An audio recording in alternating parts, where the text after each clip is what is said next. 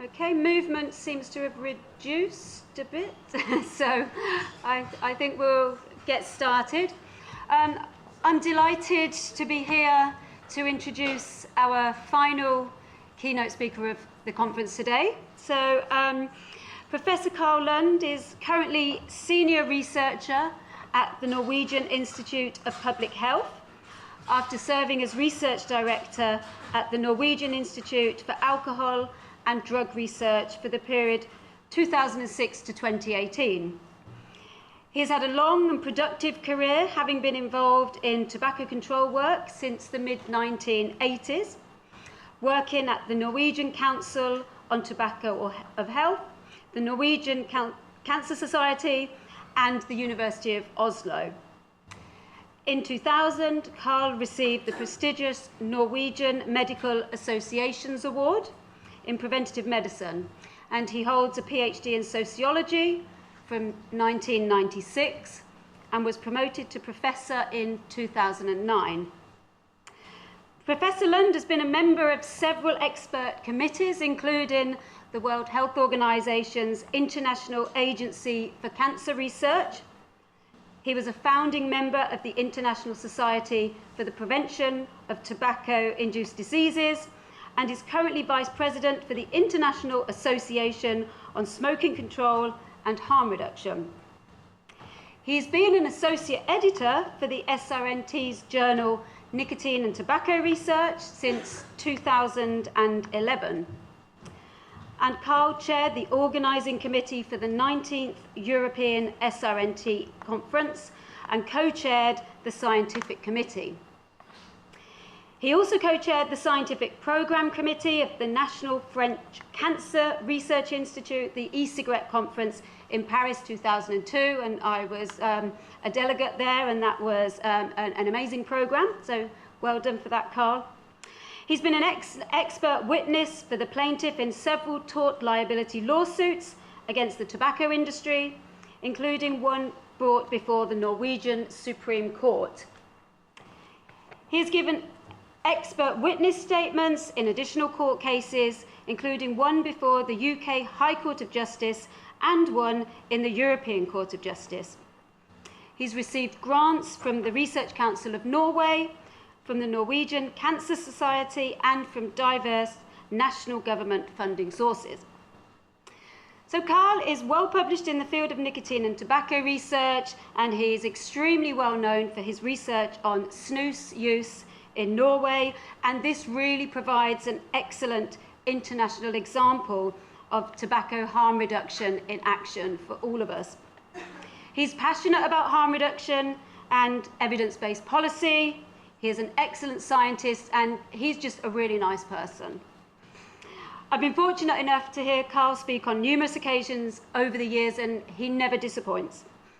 It's therefore with great pleasure that I invite you, Karl, to come up here now and deliver the last keynote of this conference. You're going to talk to us about evidence-based policy or policy-based evidence. Thank you very much.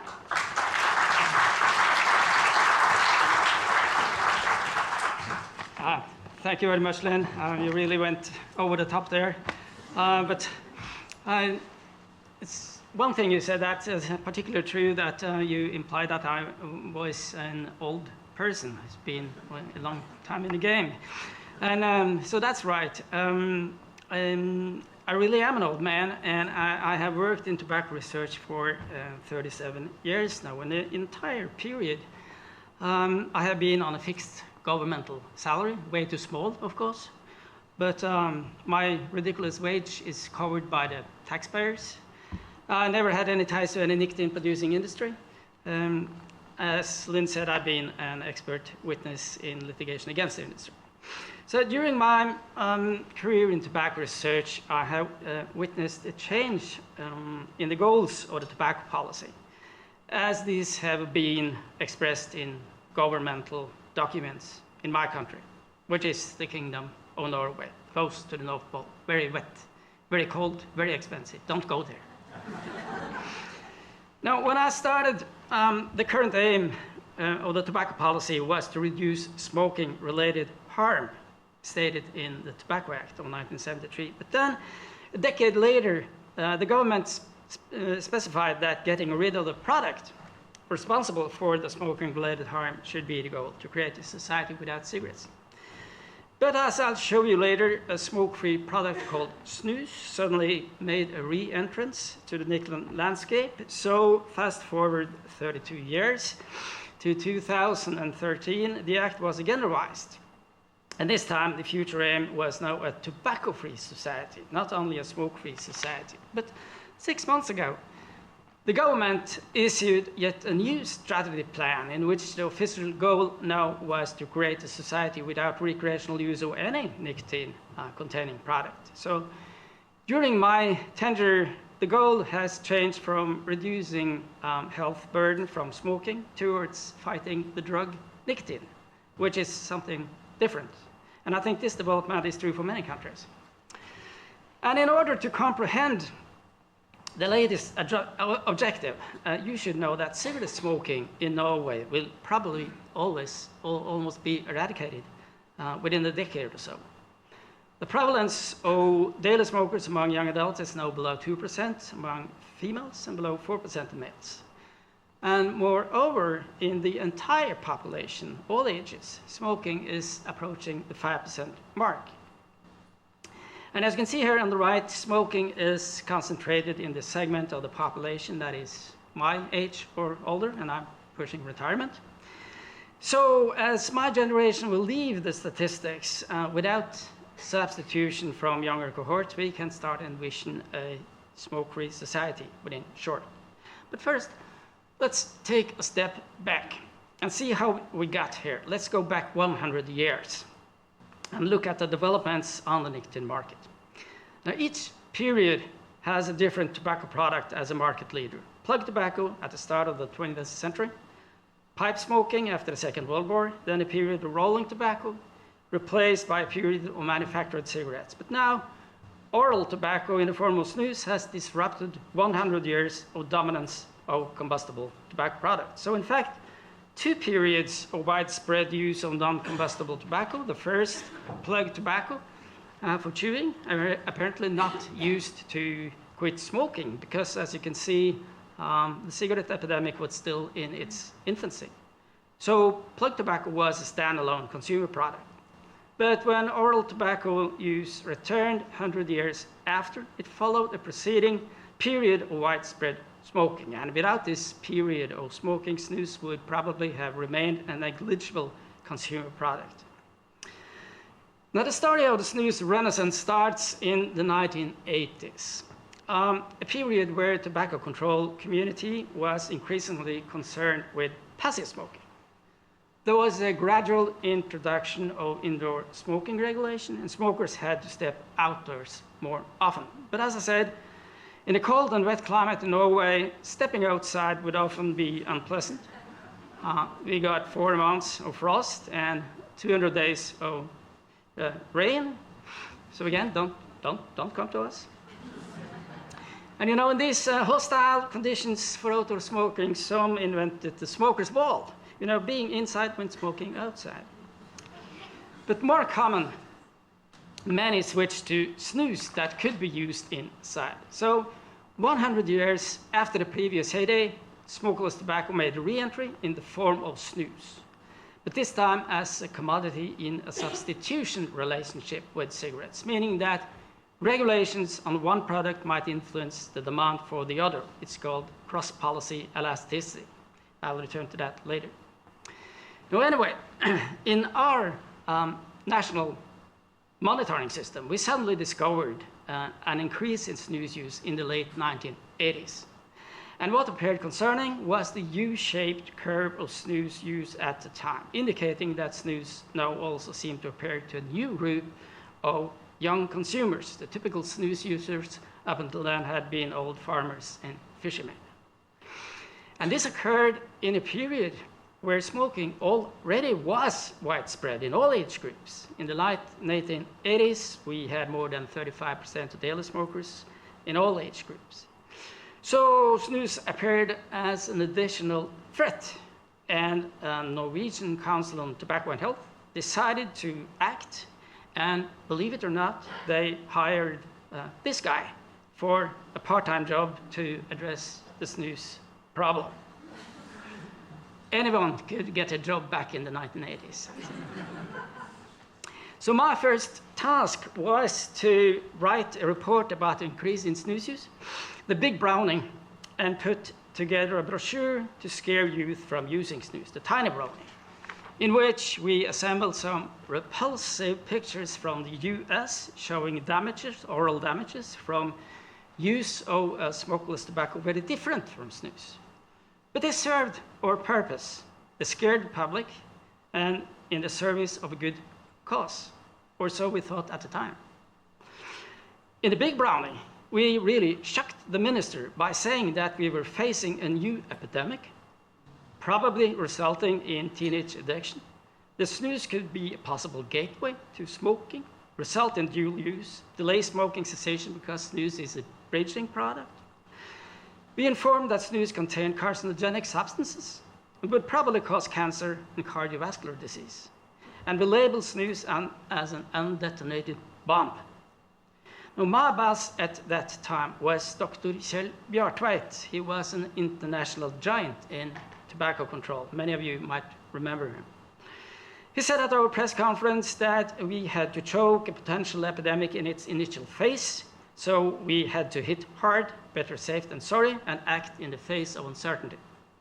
And the authorities were receptive and responsive, and in succession put in place media campaigns, tax hikes, raised the legal age. They introduced health warnings that also on a precautionary basis warned about cancer risks, but this was later removed because of lack of evidence. So we overstated the risks for the sake of the good, and the authorities responded accordingly. But did this deter youth from taking up snus? Apparently not. Snus use stayed relatively low prevalent from some years, but from 2004, snus use among youth increased quite markedly. So what happened this year? Two things. Pubs and bars went smoke-free, and hospitality venues started to sell snus to frozen smokers who did not venture out in the cold for a fag.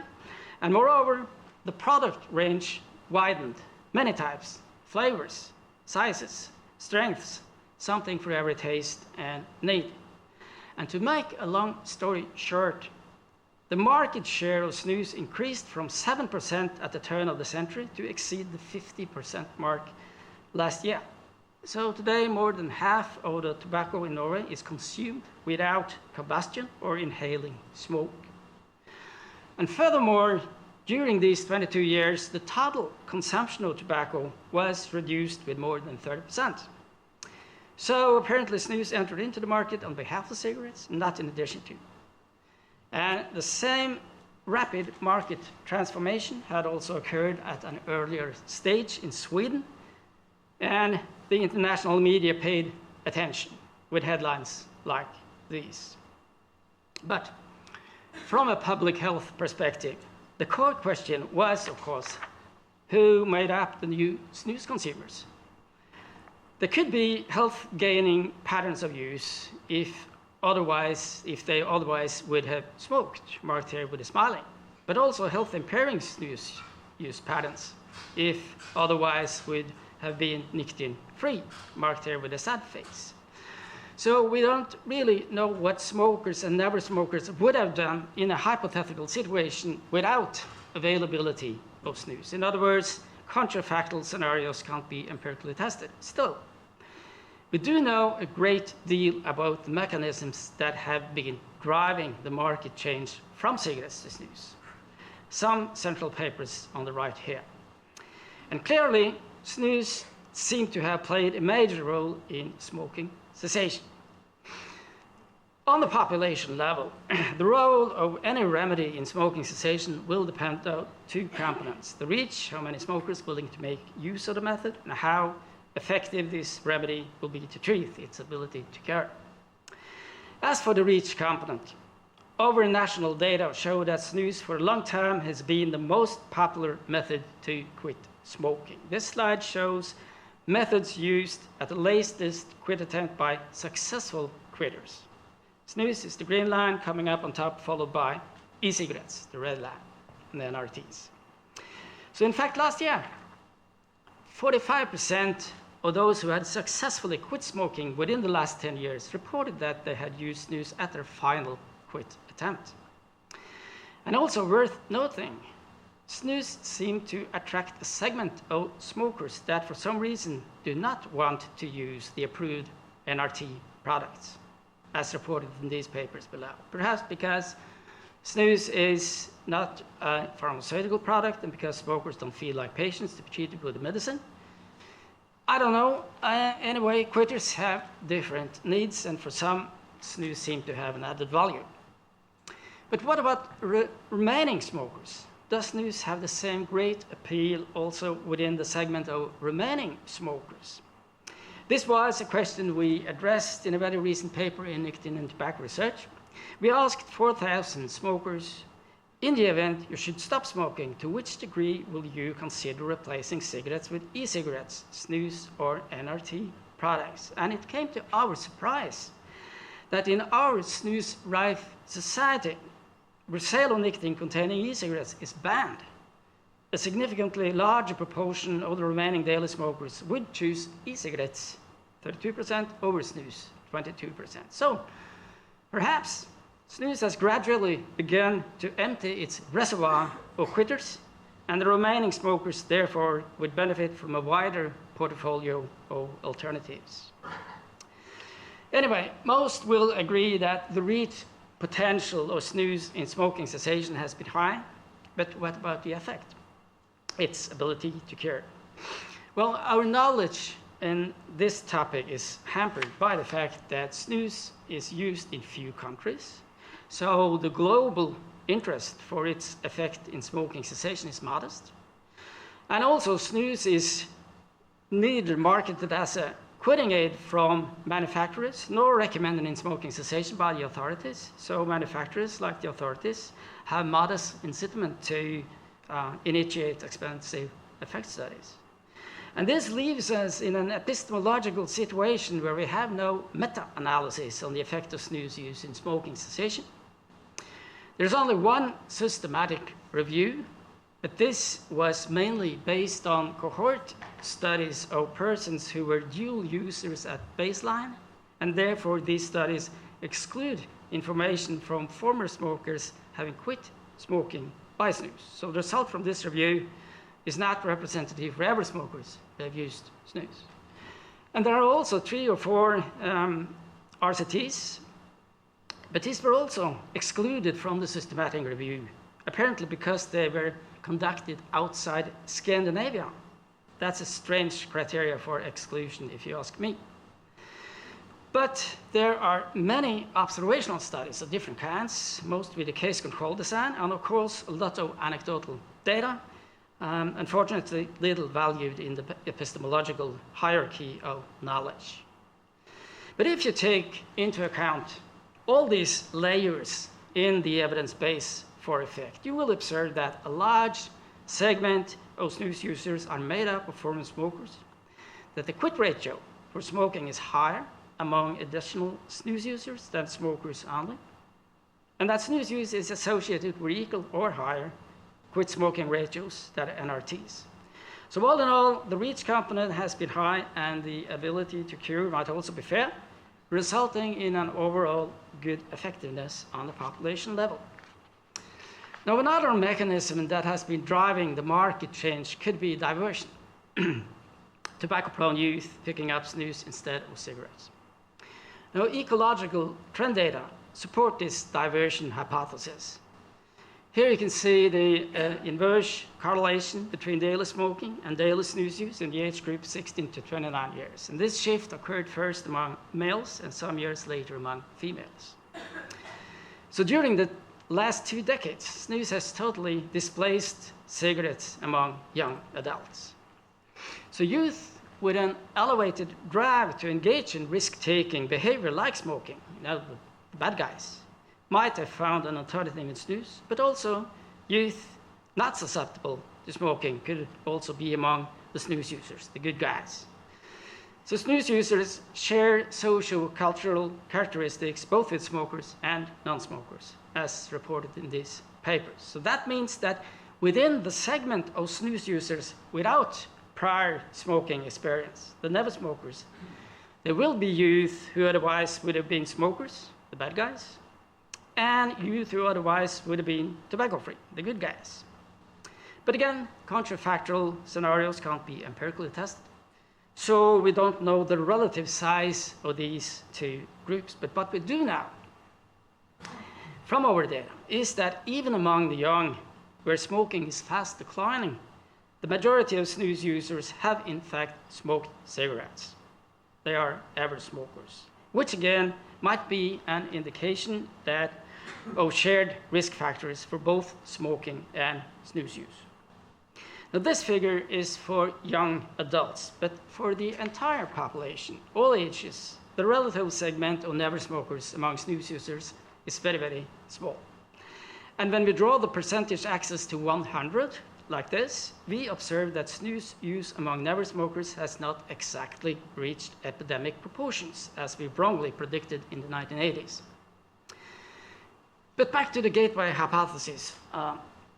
A recent systematic review conducted on commission from Swedish authorities identified 5 longitudinal studies from Scandinavia and concluded that experimentation with snus might be a possible predictor for subsequent smoking uptake, while no association was found for past snus use and current smoking.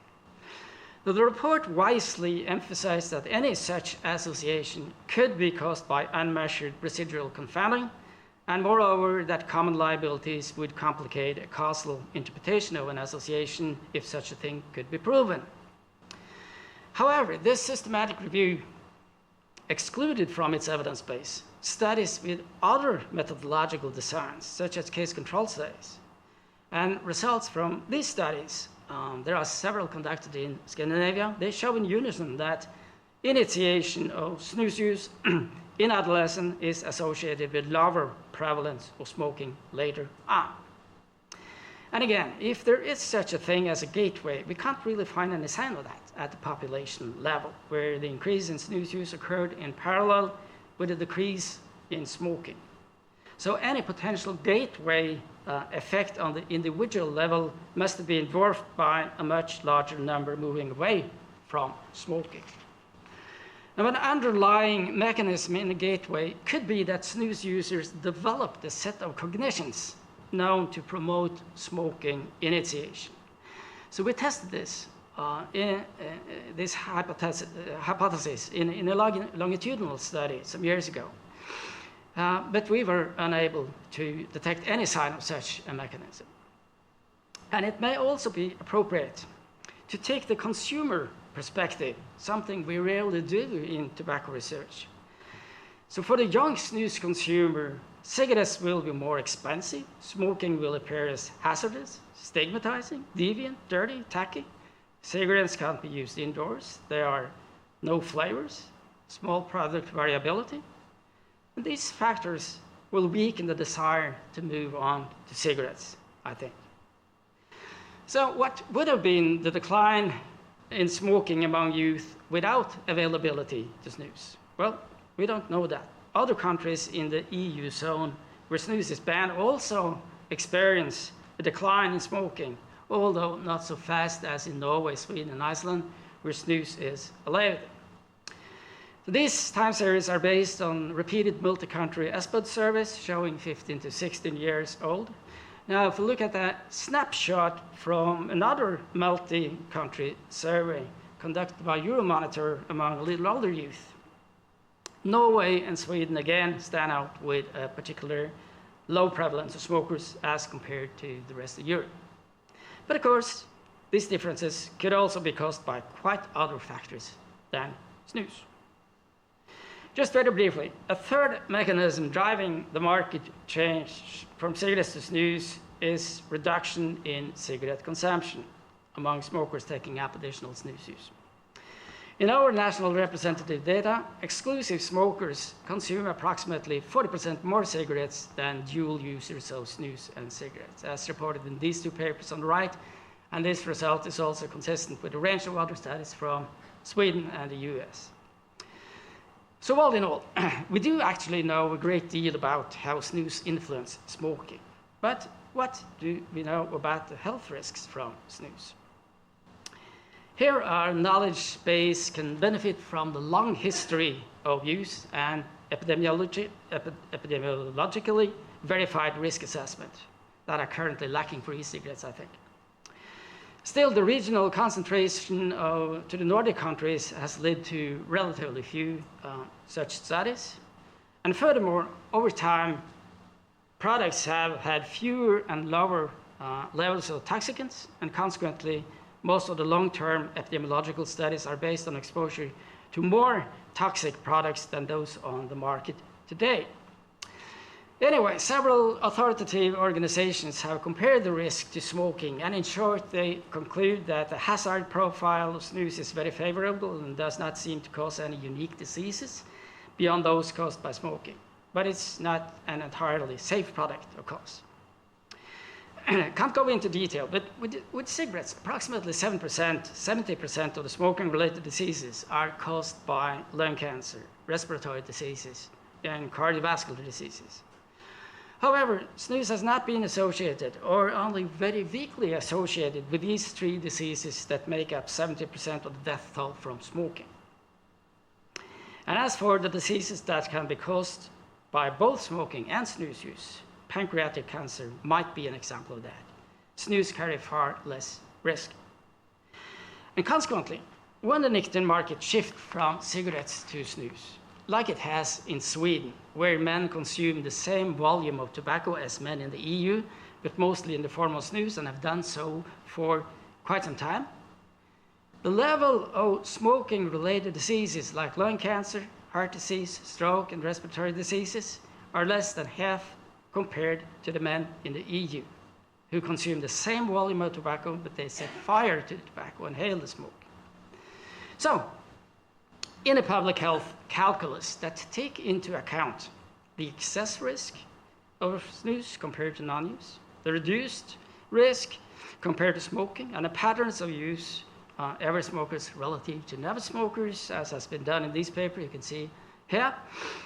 The conclusion is that the availability to snus has probably produced a net gain to public health, because the combined numbers who quit smoking for snus, reduced smoking intensity by snus, and picked up snus instead of cigarettes have outnumbered snus users who otherwise would have been tobacco-free. So health gains from smoking cessation, smoking reduction, and smoking substitution produced by snus has more than outweighed the marginal health loss in the fraction of never smoking taking up snus.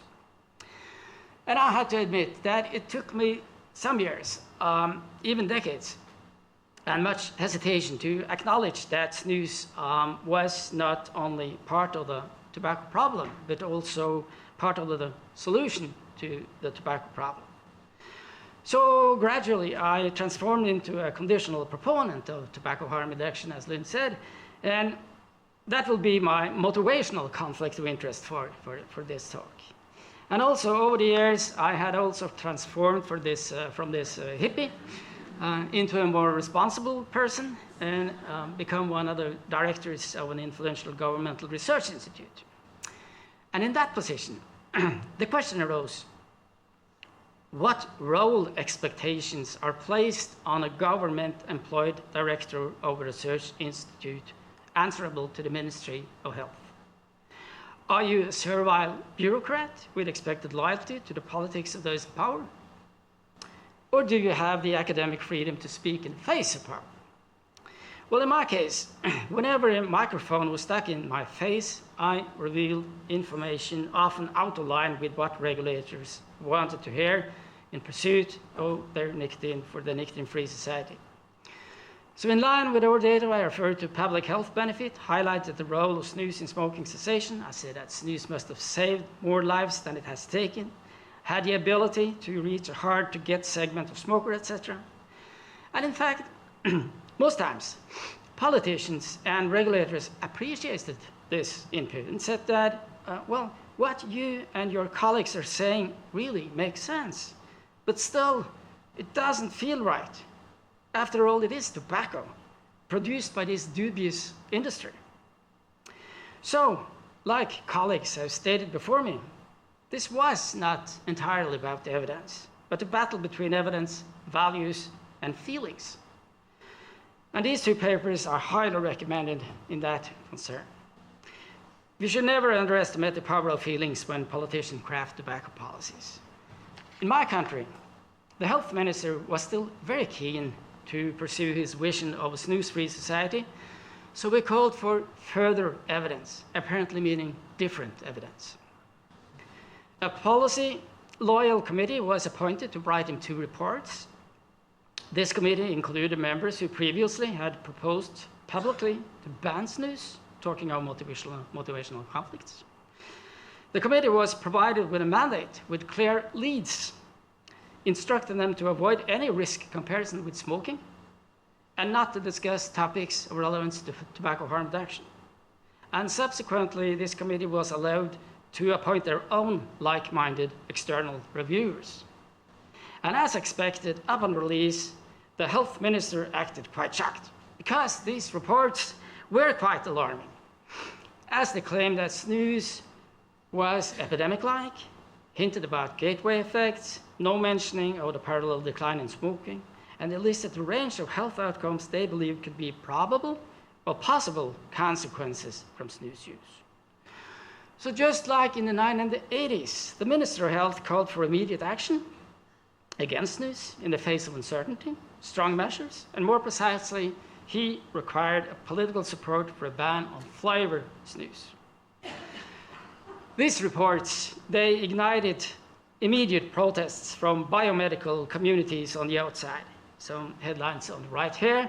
One professor said that the conclusion in the original underlying studies, they were overruled by the committee, the important studies were excluded, and that the report levels of toxicants were so low that they couldn't cause any major future risk. And others reacted to the alarmist language and said that this was scaremongering, that the risks were conflated with the risk from smoking, and labeled the report actionism dressed up as science.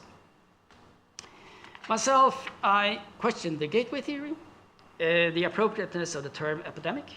I hinted of policy-based evidence and speculated if regulators had found it convenient to ignore science in pursuit of their own policy goals. I also questioned the singular focus on concern for youth and whether this kiddification of the tobacco policy would go at the expense of an at-risk of smokers clearly overrepresented by working-class people. We had just published a paper demonstrating that flavors, in fact, were crucial to motivate smokers to swap cigarettes for snus, which received some traction from the media. And to make a long story short, the flavor ban proposal was ultimately withdrawn as a result of internal disagreement within government, opposition in parliament, and protests from consumers. And this time, the debate also extended to academic arenas outside the tobacco control community, focus on more principled issues, for example, on paternalism and micromanagement. Okay, I'm getting towards the end now. But I would like to add that participating and in this news controversy over these 2 last decades has been a twofold experience, if I might say so. Within academia, within the wider public health community, and also among policymakers, the debate climate has been quite fruitful. These communities have been receptive, open-minded, they accept and appreciate wider perspectives.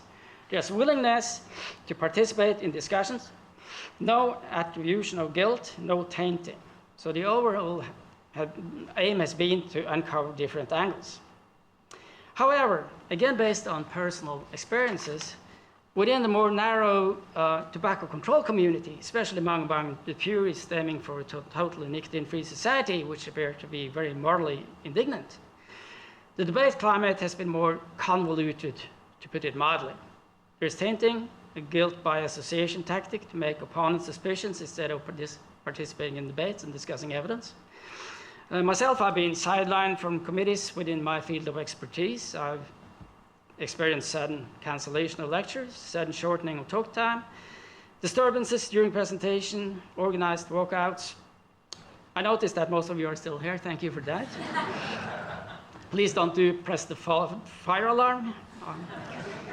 But also, false insinuation leading to a wrongful temporary expulsion from a conference and a wrongful suspension from a role as a co-chair of a scientific conference of the same committee of the same conference. So it was a very troublesome incident where career-related consequences. You may have read about it. It's there. But enough about this. Some take-home messages. Having followed your WAPE debate very closely over some years, I somehow get the impression that it appears as a remake of the old Scandinavian snooze movie controversies, only for the broader audience and shot in other locations. It has the same story and plot about gateway, diversion, epidemic, dual use, etc. It has the same role gallery, starring the morally indignant purists, the pragmatic scientists, the informed consumers, the unscrupulous industry, and the noble policymakers who compete to fight the industry the hardest. However, the ending of the vaping remake remains at the current time unpredictable. Unlike the old snooze movie, the original, where the ending is now. In this movie, we have seen that snooze came to disrupt 100 years of cigarette dominance, and that the benefits must have outweighed the harms in the public health calculus. We have also seen that the transition from cigarettes to snooze has occurred, even if tobacco harm reduction has not been a deliberate and conscious part of the official tobacco control policy, and even if the risk from snooze use have been overstated among smokers, way out of step with experts' assessments, so there's a lot of thought pollution out there. And even if the health authorities advise against snooze in smoking cessation, and even if snooze is subjected to display ban, plain package regulation, and so on. So in spite of all these barriers, consumers still find incentives through risk reduction, price, product variations of flavors. So regulators should perhaps be careful not to destroy this incentive structure. That can be easily do more harm than good. To finalize my presentation this afternoon, I shall give you an appetizer for the sequel to the old snooze movie. It's titled Aftermath, When the Smoking Endgame is Not the End. Now the setting this time is new, because this film will be shot in a smoke-free society. And therefore the story is different, addressing the question, what will be the fate of snooze as a standalone recreational consumer product when cigarettes are gone? Now, in this film, two scenarios are launched. The first scenario, the future use of snooze will level out and eventually decline because the reservoir of its most potential users, the smokers, is fast shrinking. There will be no smoking to cure anymore. The therapeutic function will be gone. Snooze will be redundant as an alternative. No trade-offs. And this is supported by the fact that snooze use already has leveled off among young, where smoking is almost gone. So in this scenario, use of snooze looks like it will peak at the level of approximately 20% in the population. In comparison, smoking peaked at 60% among men in the 1960s and 45% among women in the 1970s. So, in combination with a reduced risk as compared to smoking, this peak level will mean that snooze use will not go into history as a major public health problem like smoking was. And a heavily burdened healthcare system does not need to prepare for a new epidemic of tobacco-related diseases. So what I'm saying is that the configuration of tobacco use now, more snooze use than smoking in all age groups, except for the oldest here. This is preferable to the configurations of tobacco use back in the 1980s. This is for men, but the same applies to women. This situation, where smoking is almost gone in the youngest age group, will be preferable to the situation back in the 1980s. Okay, now, the second scenario. Use of snooze might increase because there will be novel products like nicotine pouches with hazard profile more in line with approved pharmaceutical nicotine products. So the harm that deterred us from using nicotine when cigarettes was a dominant product is no longer there to the same extent. And when much of the harm is reduced, a suppressed desire for nicotine might come to the surface because of these stimulating effects from nicotine.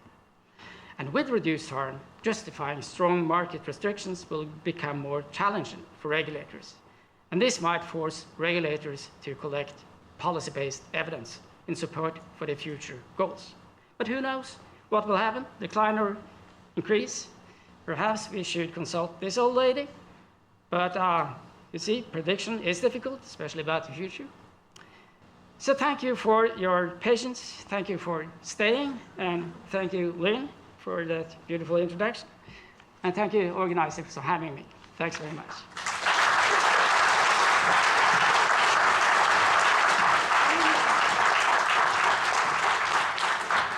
What can I say? Never disappoints. That was brilliant. Thank you so much. And as is the custom with these keynote lectures, there will be no formal questions, but I'm sure Karl will be floating around the poster area until the closing ceremony, so feel free to speak to him then. Thank you very much again. Brilliant, Karl. Thank you.